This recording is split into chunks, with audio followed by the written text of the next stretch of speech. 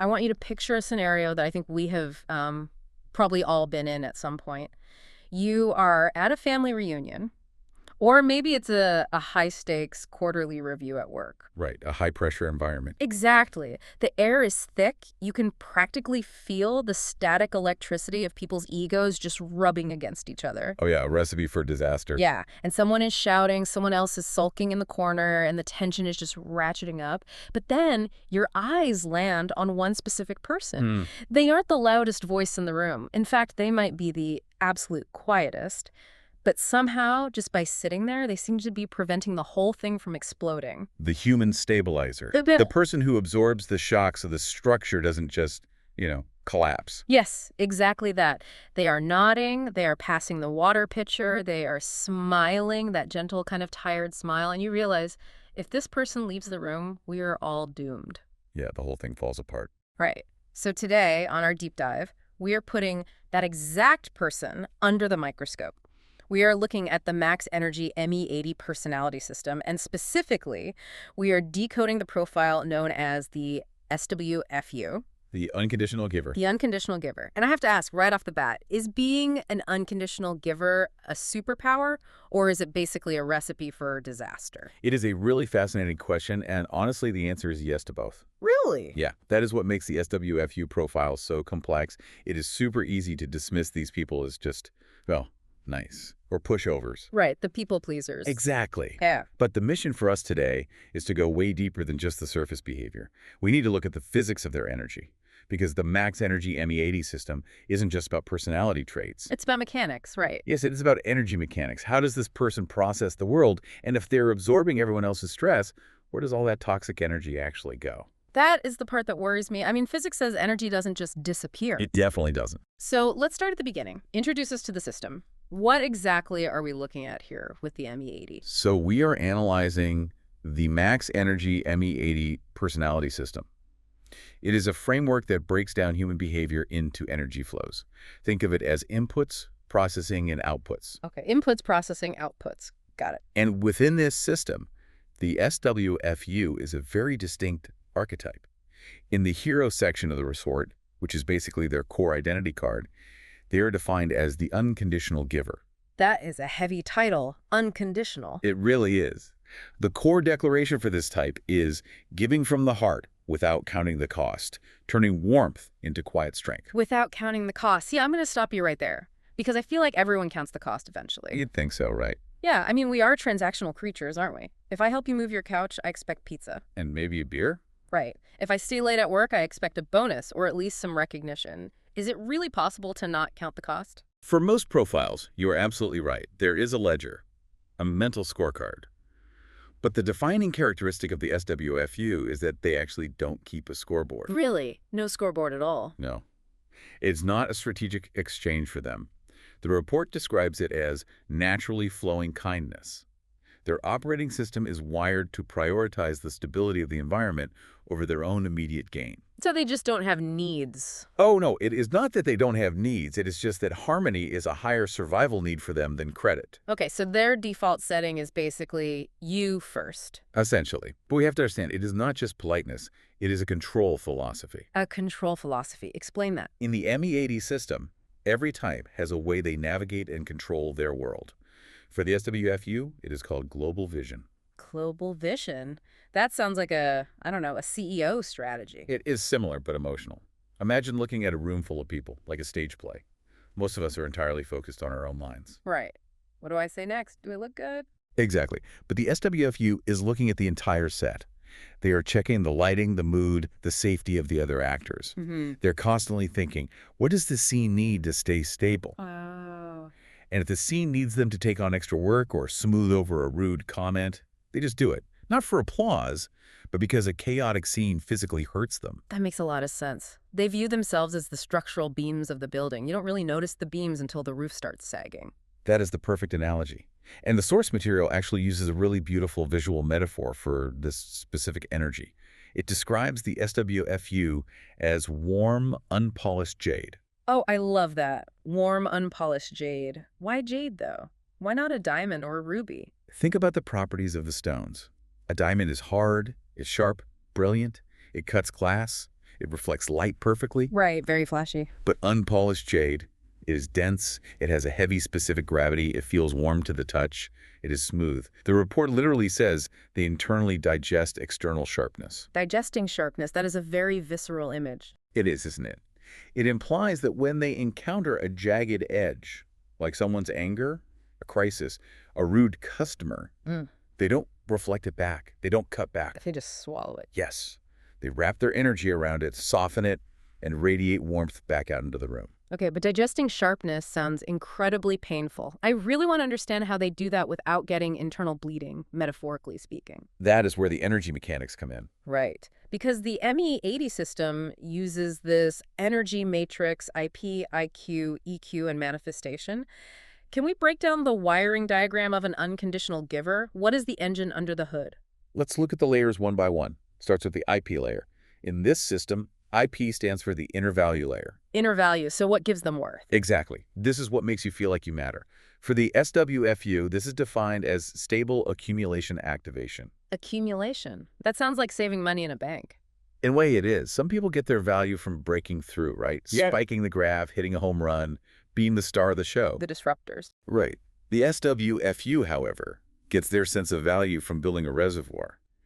It is about accumulating trust, accumulating depth, accumulating stability over time. So they aren't trying to be the volatile stock that goes to the moon. No, they want to be the bond market. They want to be the bedrock. Okay, so their self-worth is tied to being solid.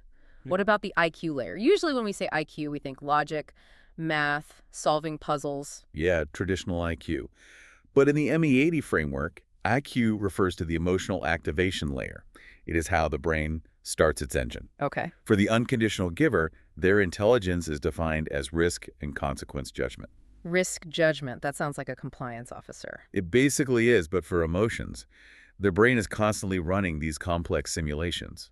If I say this, will it upset her? If we change the restaurant now, will it stress him out? Exactly. If I leave early, will the team feel abandoned? They are hyper-calculators of emotional consequence. That sounds exhausting, honestly. It's like playing 4D chess, but the pieces are everyone else's feelings. It is incredibly high processing work.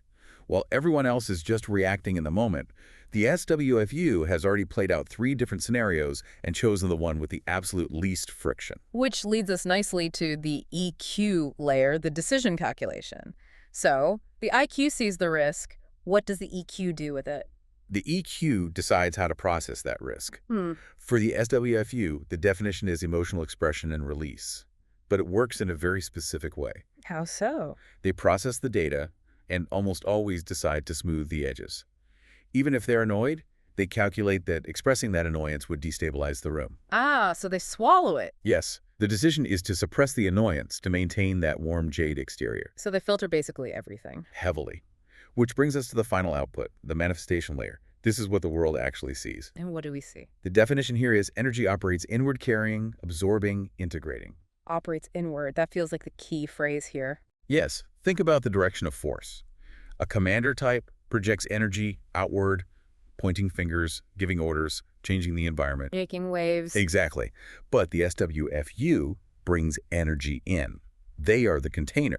They say, give me your heavy luggage, I will carry it. Give me your complaint, I will listen to it. Right. They integrate the conflict so others don't have to deal with it at all. So if I am understanding this correctly, their entire internal machinery, from their value system to their decision-making, is completely designed to prioritize the group over the self.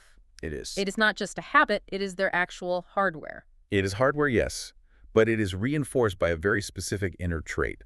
The report analyzes this under the theme, kindness first. Kindness first. Is that just a nice slogan, or is there more meat to it? Oh, there is much more. It is basically a survival mechanism. The report explains that they are extremely sensitive to the atmosphere. They can feel unease before anyone else even notices it. You know how some people can smell rain coming? Exactly like that. SWFUs can smell awkwardness. I definitely know people like that.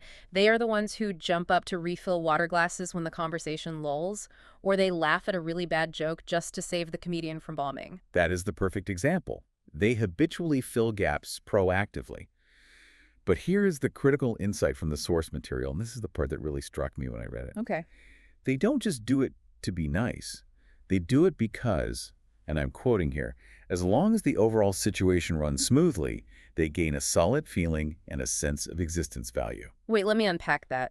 You're saying they only feel like they truly exist when the people around them are okay? That is the exact implication. Their existential validation comes entirely from the harmony of the group. Wow. If the group is fighting, the SWFU feels physically destabilized. They aren't just fixing the room for you. They're fixing it so they can feel safe enough to exist. That is profound. But it also sounds incredibly dangerous. I mean, if my sense of existence depends on you being happy, I am in a very vulnerable position. I have zero control over your happiness. You have hit the nail right on the head. This brings us to the shadow blind spot. The dark side. Right. Every profile in the ME80 system has a trap they fall into. For the SWFU, it is called boundary blurring. Boundary blurring. I can see that coming a mile away. If you are always operating inward and absorbing, eventually you just run out of space. The trap is that they forget to stop. It becomes entirely habitual. Someone asks a favor. I can do it. Someone is venting. It's fine. They just run on autopilot. Yes. They say these things on autopilot. The report uses a very strong phrase here. It says they compress their own needs. Like a trash compactor. Yes, exactly. They shrink their own fatigue, their own hunger, their own preferences just to make room for yours. Right. And because they're so good at making it look effortless, that smooth jade surface we talked about, nobody realizes they're crushing themselves inside. So what happens? Do they eventually explode? Sometimes, yes, a one-time eruption. But more often, it is an implosion.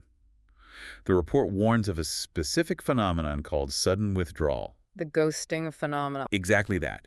It is the friend who has been super reliable for 10 years, and then one day, they just stop answering texts. Or the employee who has never complained once, who suddenly resigns on a Tuesday with no backup plan. Right.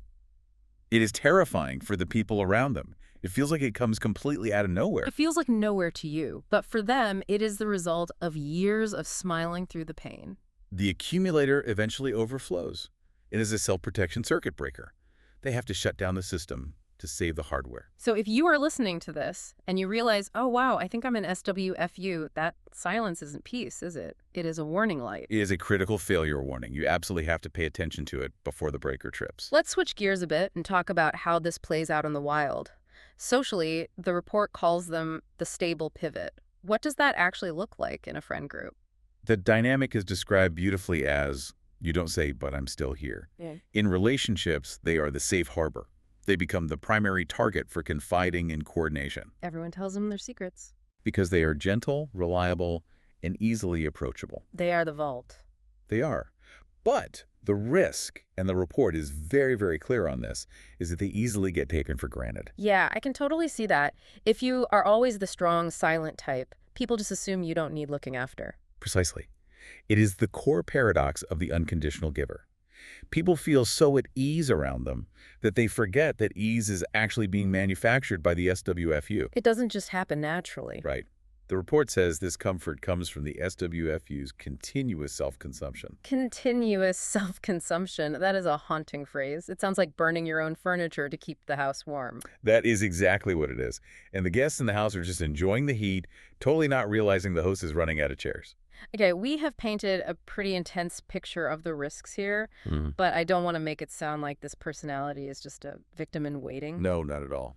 In the right environment, this has to be an incredible asset, especially in business. We aren't just talking about martyrs here. We are talking about extremely high-value team members. Oh, absolutely. In the workplace, the SWFU has a core advantage called high bearing capacity. High bearing capacity. Explain that for us. Think about civil engineering. A bridge needs bearing capacity to handle the load of the traffic. In a company, the SWFU stabilizes the team atmosphere and processes. The report says they lower the temperature in emotion layers. Like a heat sink. Exactly. Yeah. If you have a high-stress startup or a really chaotic project, the SWFU is the one keeping the system from overheating. They are the coolant in the engine. They serve as invisible support. They allow entire systems to operate under massive pressure because they are quietly filling those gaps we talked about earlier. They catch the drop balls that the visionaries leave behind. So if I am a manager or if I am an SWFU looking for the right career path, where do they really belong? What does the report suggest? It highlights 4 main areas where this jade energy really shines. First, service and support roles. But not just quick transactional service. Roles that require long-term accompaniment, Like what? account management, patient care, places where staying with the person over time really matters. That makes perfect sense. They aren't looking for the quick win, they're looking for the relationship. Exactly. Second is team coordination and operations. They are the natural lubricant for friction. If you have Department A constantly fighting with Department B, you put an SWFU in the middle. They translate and smooth it out, they de-escalate. Yes. Third is education, care, and companionship. Basically, anything requiring high empathy. And the fourth. Finally, high patience environments. Jobs that would drive a high-energy person, crazy long cycles, repetitive stability, maintenance. The SWFU can handle that because they don't get bored by stability. They actively like stability. So they aren't necessarily the person you hire to break things and disrupt the market. They are the person you hire to make sure the disruption doesn't burn the whole building down. You need both. But often, the disruptors get all the glory, while the SWFUs, the stabilizers, just get forgotten. This has been a real eye-opener. It completely changes how I look at the quiet people in my life. It is not passivity. Yeah. It is active processing. It is a lot of work to be that calm. It is an immense amount of work. Yeah. It takes energy to absorb energy. So as we start to wrap this up, what is the big takeaway? If we have an SWFU listening to this deep dive right now, or someone who loves one, what is the core message? I want to leave us with the conclusion from the source material because it is really the golden sentence of this entire report. It sums up the beauty of this type perfectly. Let's hear it. It says, when giving is truly seen and appreciated, unconditional givers' gentleness and stability continue flowing without drying up. That return-free kindness eventually becomes the quiet force supporting others and accomplishing self. Accomplishing self. I really like that. It flips the script. Their kindness isn't just martyrdom. It is actually how they achieve their highest self. If, and this is a really big if, it is seen and appreciated. That is the fuel. The jade needs to be polished by appreciation. If you just take from them, they dry up. If you see them, if you value that stability, they become an infinite resource. That leads me to a provocative thought I want to leave with our listeners. We have talked a lot about burning furniture today. If you identify with this SWFU profile, if you're the one everyone unloads on, ask yourself this. Are you letting your kindness be seen? Or are you just quietly absorbing the sharp edges until you break? It really is the difference between being a martyr and being a foundation. A foundation is supported, a martyr is consumed. And if you have an SWFU in your life, tell them you see them. Don't just enjoy the warmth. Actually thank them for the fire. Absolutely. We need that warm jade in the world, so we have to protect it. We really do. Now, before we sign off, we absolutely need to credit the incredible system behind this analysis. This deep dive was based entirely on the Max Energy ME80 Personality Assessment Report. And if this resonated with you, if you felt like we were reading your diary today, you can find a lot more information about your own energy matrix at their official website. That is www.maxenergylife.com. You can also search for them on Facebook. Look for Max Energy. That is Max Energy DIT. Or you can search for Mech Energy, HE-BIT. It is highly worth digging into. Knowing why you do what you do is really the first step to controlling it. I couldn't have said it better myself. Thank you for guiding us through the matrix today. And to our listeners, thanks for diving deep with us. Take care of your energy, and we will catch you on the next one. Goodbye, everyone.